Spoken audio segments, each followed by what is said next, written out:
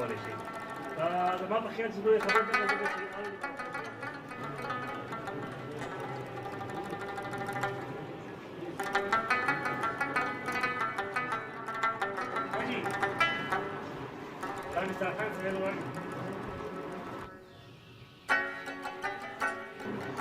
د دې بل مقصد دا دی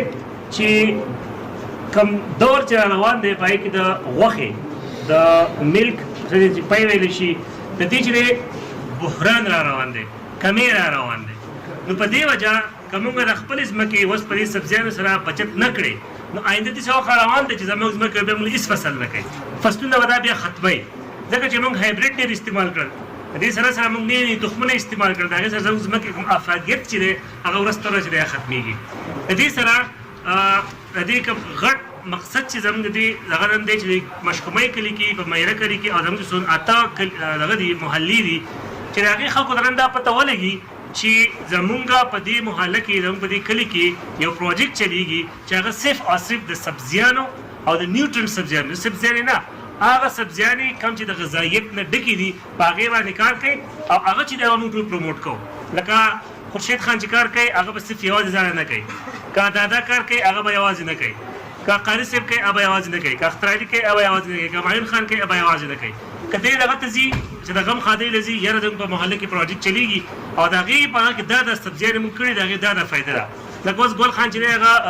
ګل علیم خان چې دی هغه هم خرڅوي هم خوري هم یې خلکو له ورکوي، هر قسم فایده هغه ته میلاویږي، هم ورته آمدن میلاویږي، هم یې صحت برابرېږي او هم په خلکو خیر او د خیرات دپاره سبزیانې ورکوي. هغه ملکونه دا چې دا کله کوي دا په کم لیول کوي، زموږ لیول خو ډېر وړوکی دی خو موږ څه نشه شروع وکړه.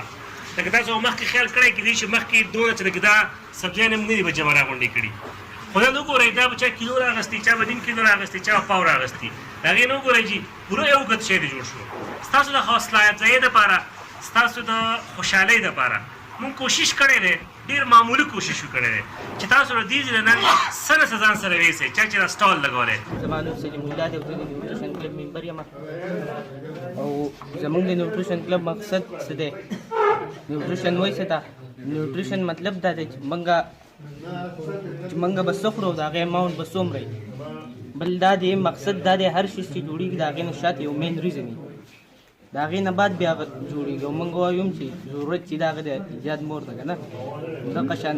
نیوټریشن چې جوړېدو د هغې نه شاته یو مین ریزن و. هغه ریزن دا و چې چا به ډایټ اخیستو هغه بیلنس نه و. د دې د وجې نه زموږ مقصد دا دی چې موږ د سکول په سطحه په سټوډنټس کې د بیلنس ډایټ د پیداوار او د هغې د صحیح یوز اویرنس پیدا کړو.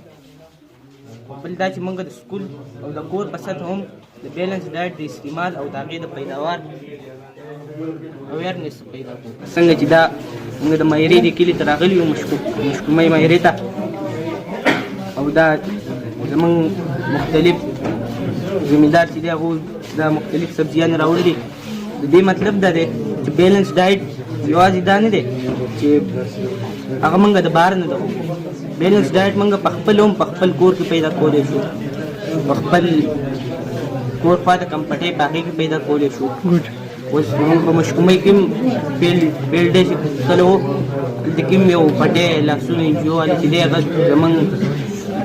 کلي د زمیندارانو په ترو باندې کړی او د هغې نه هم کلي ته هم پیدا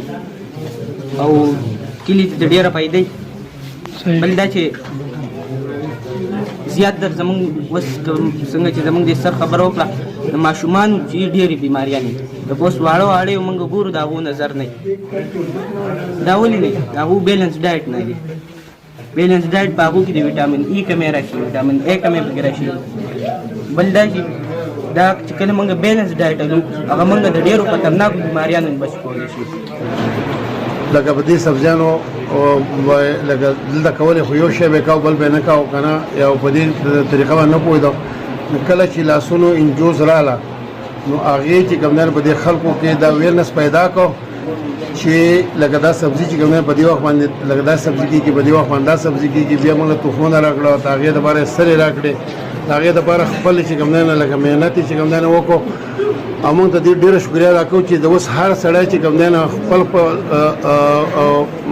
پټي کې چې کوم دی نه لکه خپل دغه لګوي سبزي لګوي خپل ګاونډي له هم ورکوي خپل یار دوست له هم ورکوي او د دې نه چې کوم دی نه لکه چې کومه دې زیاتېږي هغه ځان له چې کوم دی وړیا په بازار کې لکه خرڅوي. بسم الله الرحمن الرحیم. زما نوم محمد افضل دی. زه د نیوټریشن کلب ممبر یم. نیوټریشن کلب وایي څه ده؟ What is nutrition? Nutrition club is enabling the student to know what and how much to eat. Nutrition club مقصد څه دی؟ Nutrition club مقصد دا دی چې په سټوډنټس کې د متوازن غذا د پیداوار او د هغې د استعمال آګاهي راشي. او دویم مقصد د نیوټریشن کلب دا دی چې په سټوډنټس کې د سکول په سطحه او د کور په سطحه د متوازن غذا د پیداوار او د هغې د استعمال آګاهي راشي. نیوټریشن کلب مقصد چې دی ما تاسو ته ووایي څنګه چې تاسو دلته راجمع شوي یئ دلته مختلف قسم سبزیانې ستاسو مخې ته پرتې دي. د دې مونږ چې په خپل کور کې د دې دا وکړو یا د کور نه بهر د کوم ځای د دې لپاره هغه مقرر کړو. کوم مونږ چې بازار کوم سبزیان الو هغه ټیک د هغه به مونږ الو خو د هغې به دومره پیدا نه کومه پیدا شي د دې سبزیان ده دا به مونږ ته ښه پوره غذایت دا مونږ ته راکوي. بسم الله الرحمن الرحیم. زما نوم شیرشاه خان دی